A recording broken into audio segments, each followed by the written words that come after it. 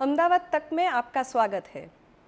चलिए आज हम ज्योतिषी भावेश एंड पत्नी जी से कुछ और सवाल करते हैं।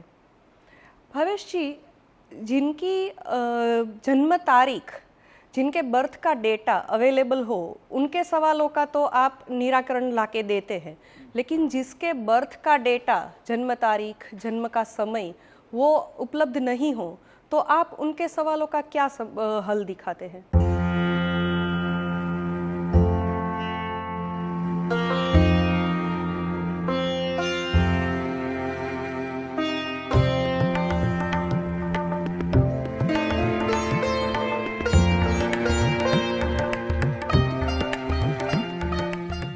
प्रश्नशास्त्र बहुत तरह के होते हैं और उसमें बादरायण का प्रश्नशास्त्र है वो काफ़ी प्रचलित है।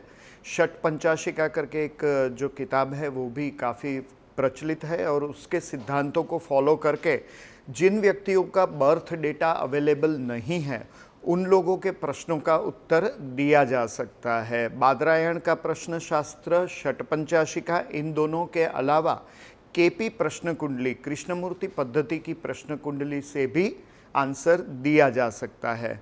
सबसे पहले तो ये जान लेना बहुत ही ज़रूरी है कि प्रश्नकर्ता ने जब प्रश्न पूछा है उस लोकेशन की कुंडली बनानी चाहिए, उस समय की कुंडली बनानी चाहिए, या ज्योतिषी जब प्रश्न कुंडली का अभ्यास कर रहे हैं उस वक्त की कुंडली बनानी चाहिए। तो आंसर ये है कि जब प्रश्नकर्ता प्रश्न पूछ रहे हैं उस वक्त की कुंडली अगर बनाई जाए तो उसमें जो आंसर आएगा वो आंसर ये आएगा कि फला फला ज्योतिषी या तो कोई भी ज्योतिषी इस प्रश्न का उत्तर देंगे या नहीं।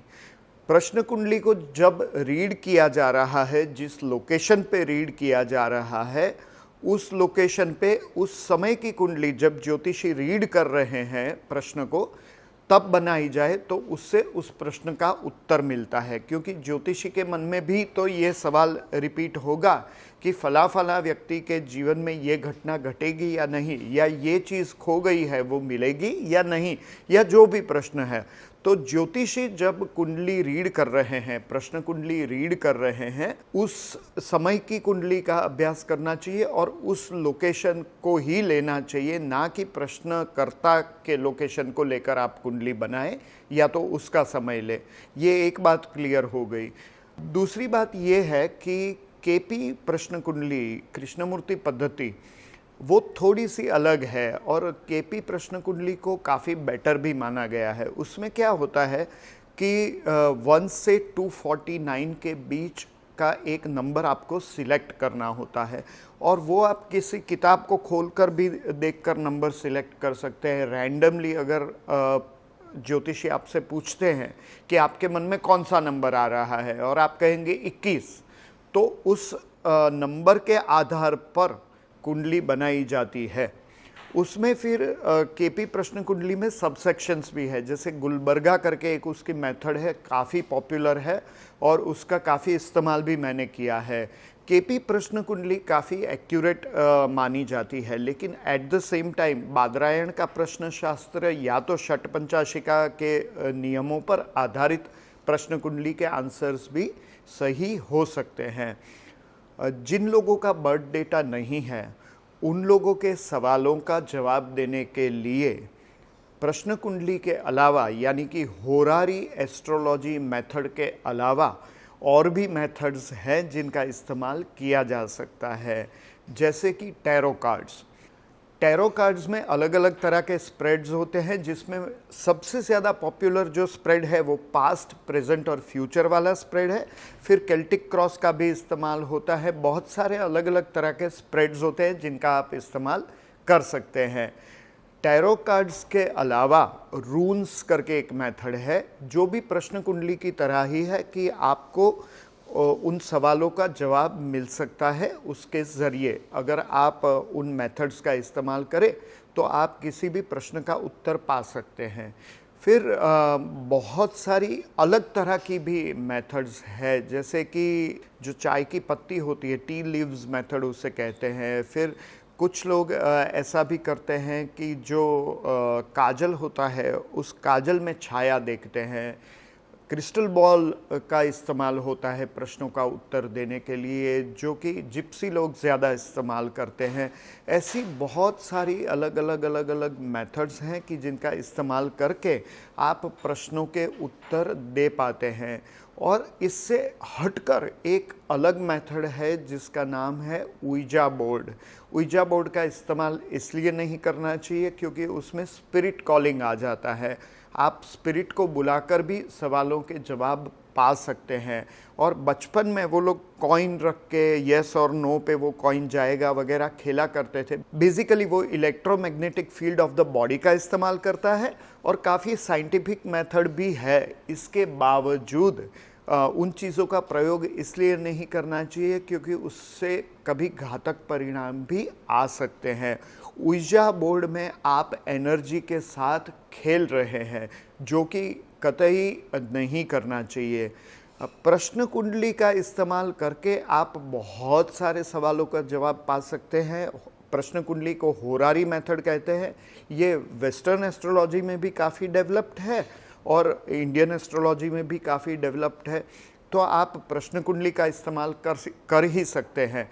एक दूसरी बात ये भी है कि स्वर विज्ञान का उपयोग होता है जब आपके पास बर्थ डेटा नहीं है, या तो आपको मान लीजिए कि इस सवाल का जवाब चाहिए कि लाइट चली गई है, कितने बजे आएगी, या 1 घंटे में आएगी या नहीं। अब सवाल पूछने का सही तरीका ये है कि 1 घंटे में आएगी या नहीं। सवाल पूछने का ये सही तरीका नहीं है कि कितने बजे आएगी, क्योंकि एस्ट्रोलॉजी के ज़रिए उतना फाइन ट्यून करना मुश्किल साबित हो सकता है। लेकिन आप सवाल पूछ सकते हैं कि लाइट गई है 15 मिनट में आएगी, हाँ या ना। लाइट गई है आधे घंटे में आएगी, हाँ या ना। लाइट गई है 1 घंटे में आएगी, हाँ या ना। तो ये सही तरीका है।